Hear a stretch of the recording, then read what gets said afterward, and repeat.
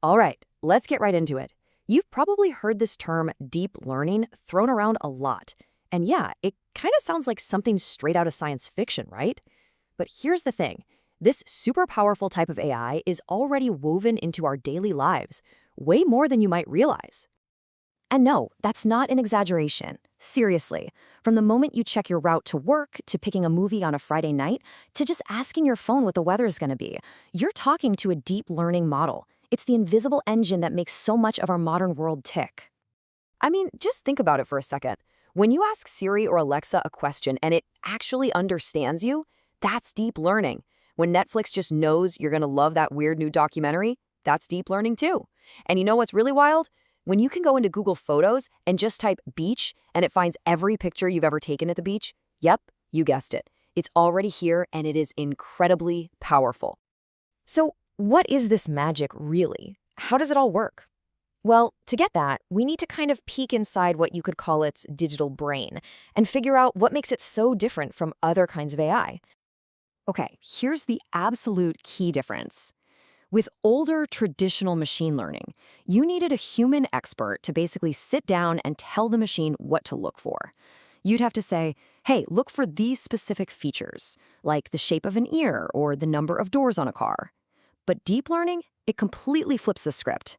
You just flood it with raw data, millions of pictures of cars, for example, and it figures out what's important all by itself.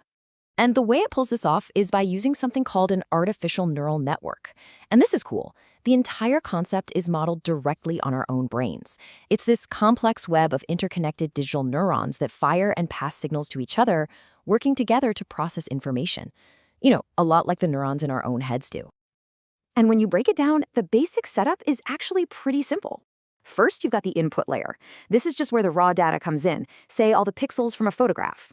Then you have the hidden layers. This is where the real magic happens, all the heavy lifting and pattern finding. And the deep in deep learning, that just means there are a lot of these hidden layers stacked up. And finally, you have the output layer, which just gives you the final answer, like, yep, that's a cat. But here's the catch. Not all problems are the same, right? So it makes sense that you need different kinds of these digital brains for different jobs. One size doesn't fit all. So let's look at how these networks can specialize. For pretty much anything visual, photos, videos, you name it, we use what are called convolutional neural networks, or CNNs for short. Think of these as the vision specialists. They're built specifically to process grid-like data, like the pixels in an image.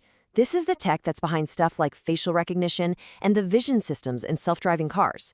They are, quite literally, masters at seeing. We're teaching a machine to have eyes.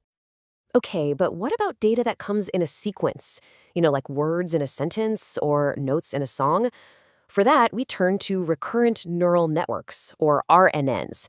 And this is where the idea of memory for an AI really comes to life.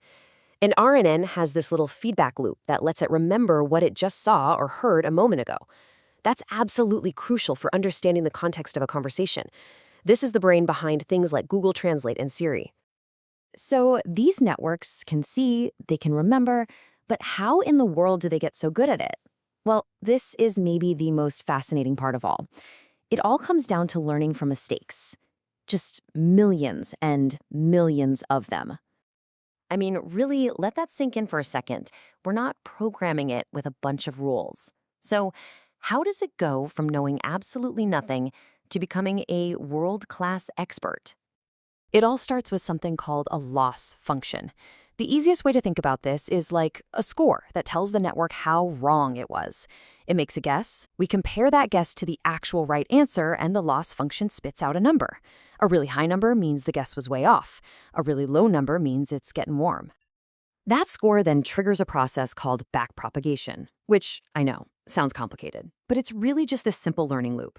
The network makes a guess, it calculates its error or its loss, then it works backward through the entire network and makes tiny, tiny adjustments to all of its connections to try and make that error just a little bit smaller.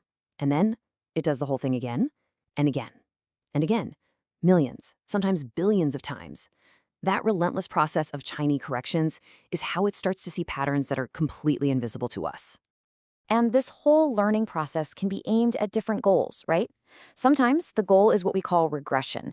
That's just predicting a specific number, like what the price of a stock will be tomorrow. Other times, it's classification, which is basically just choosing a category, like figuring out if an email is spam or not. The loss function is just the guide that steers the network toward whatever goal we give it. Okay, so now that we've got a feel for the nuts and bolts of how these digital brains work, let's zoom all the way back out and look at the incredible future that they are building for us right now. And look, I know that sounds like a bold statement, but it's true. This isn't just about getting slightly better movie recommendations anymore. This technology is genuinely sparking a revolution in almost every field you can possibly think of. We're talking about massive, world-changing breakthroughs. Self-driving cars that can see and understand the world around them. AI in healthcare that can analyze a medical scan and spot signs of a disease earlier and more accurately than even some human experts. And fraud detection systems that can see bizarre patterns in financial data to protect us from theft. It's huge. And beyond solving these huge problems, it's also starting to do things that are just, well, they're mind-boggling. We're seeing AIs that can take an old, blurry photo and restore it to perfect clarity. Models that can watch a silent film and generate a completely new, realistic soundtrack from scratch. Even AI that can teach itself to become a grandmaster at the most complex games in the world. The creative possibilities are just exploding. So what's the big takeaway from all this? Deep learning is no longer just some futuristic concept. It's a real tool, an incredibly powerful one that's actively reshaping our world as we speak. And that really leaves us with one final and very important question to think about. What should we teach it to do next?